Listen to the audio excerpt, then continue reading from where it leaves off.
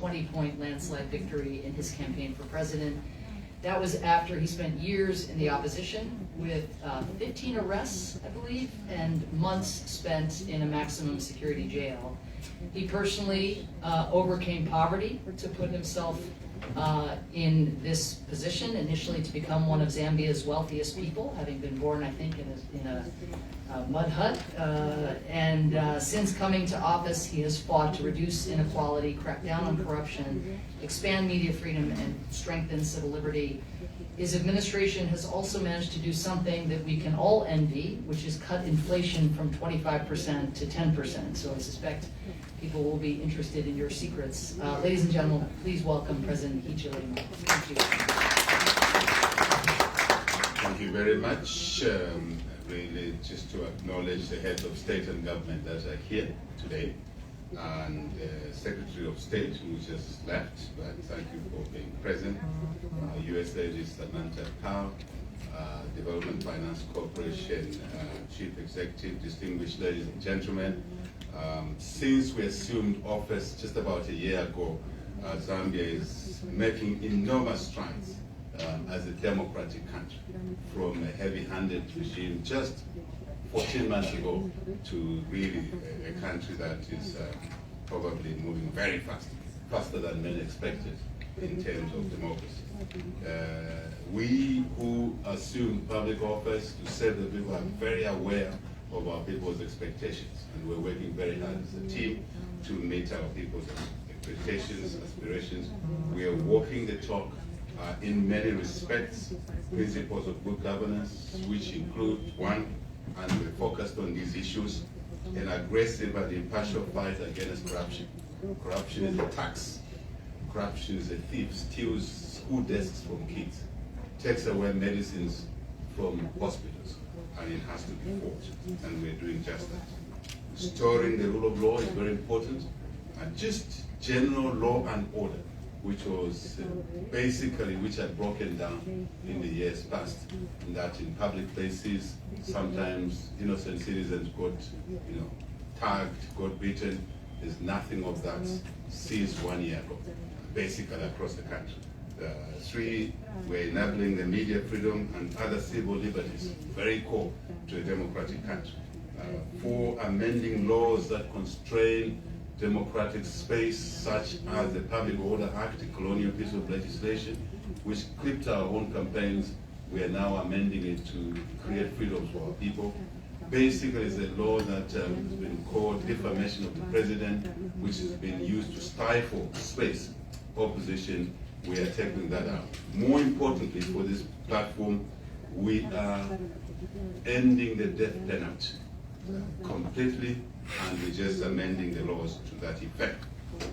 Number 5, we're strengthening governance and oversight institutions, because one good leader may come today, tomorrow there'll be another leader. But institutional strengthening is extremely important to make sure that we can make democracy, we can make the rule of law, respect for human rights as a norm, not as an opportunity because of HH being in office, but as a way of life. Number 6, we're creating a platform for public and private partnership, if you like. There are many things that we can do as government, but we have our limitations. So we are saying with the public sector and the private sector, we are one.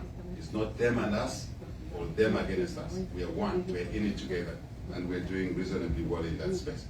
We know that with this backdrop, we can rebuild an economy that was ravaged by mismanagement, by extravagance in application of public affairs, as well as corruption.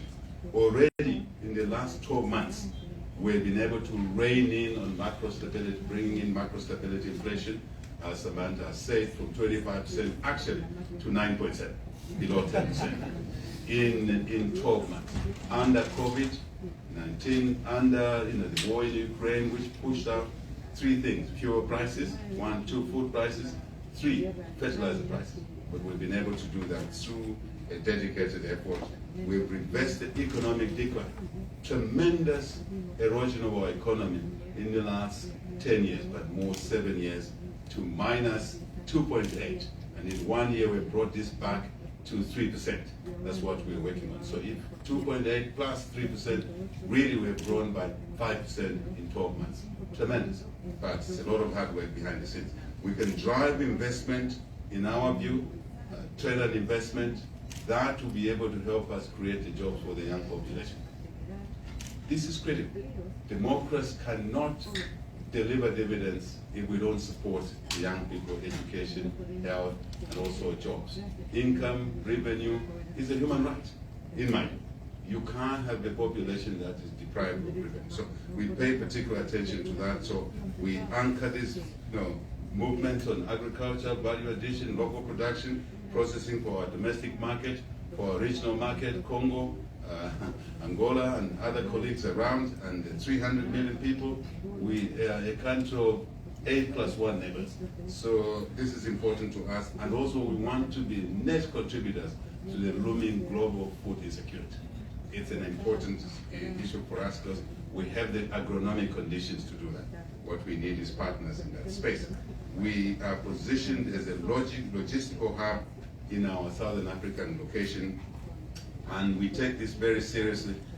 People in our country used to complain all the time talking about being landlocked. We don't want those complaints anymore. We are land linked. I think we have a great opportunity to bring things develop.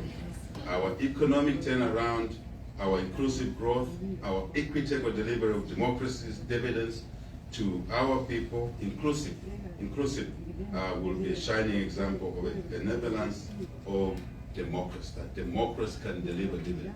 Otherwise, we can't sustain it.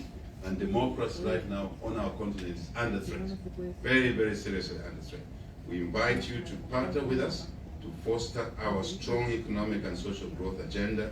And I think that we are willing and very available to learn from others. And we've been doing that since we came here last year.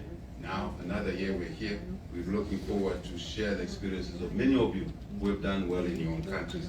No need to reinvent the wheel where we can avoid that. Really thank you for your attention. I'm grateful for being present here, and the invitation is really most appreciated. Thank you very much. We have three more speakers from the Dominican Republic, Nepal, and Armenia. I'd ask you to be as brief as you can be. We had President Abinader from the Dominican Republic was planning to